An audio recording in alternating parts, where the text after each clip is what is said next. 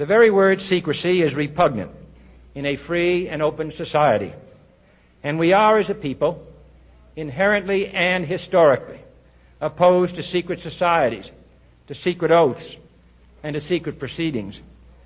We decided long ago that the dangers of excessive and unwarranted concealment of pertinent facts far outweighed the dangers which are cited to justify it. Even today, there is little value in opposing the threat of a closed society by imitating its arbitrary restrictions. Even today, there is little value in ensuring the survival of our nation if our traditions do not survive with it. And there is very grave danger that an announced need for increased security will be seized upon by those anxious to expand its meaning to the very limits of official censorship and concealment. That I do not intend to permit to the extent that it's in my control. And no official of my administration, whether his rank is high or low, civilian or military, should interpret my words here tonight as an excuse to censor the news, to stifle dissent, to cover up our mistakes, or to withhold from the press and the public the facts they deserve to know.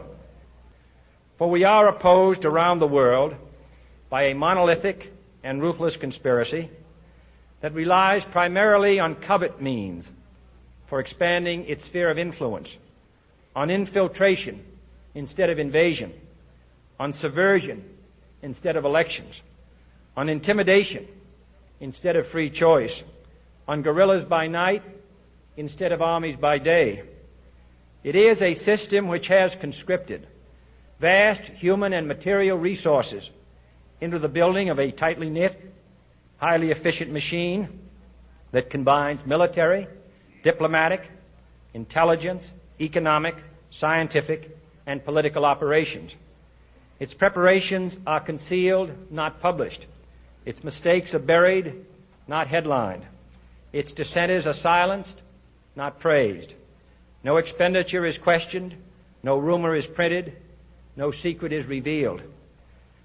No president should fear public scrutiny of his program, for from that scrutiny comes understanding, and from that understanding comes support or opposition, and both are necessary. I am not asking your newspapers to support an administration, but I am asking your help in the tremendous task of informing and alerting the American people. For I have complete confidence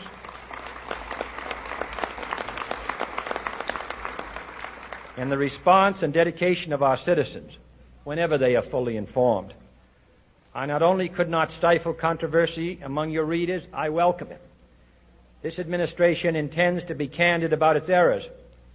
For as a wise man once said, an error doesn't become a mistake until you refuse to correct it. We intend to accept full responsibility for our errors, and we expect you to point them out when we miss them. Without debate, without criticism, no administration and no country can succeed, and no republic can survive. That is why the Athenian lawmaker Solon decreed it a crime for any citizen to shrink from controversy. And that is why our press was protected by the First Amendment, the only business in America specifically protected by the Constitution, not primarily to amuse and entertain, not to emphasize the trivial and the sentimental, not to simply give the public what it wants, but to inform, to arouse, to reflect, to state our dangers and our opportunities, to indicate our crises and our choices, to lead, mold, educate, and sometimes even anger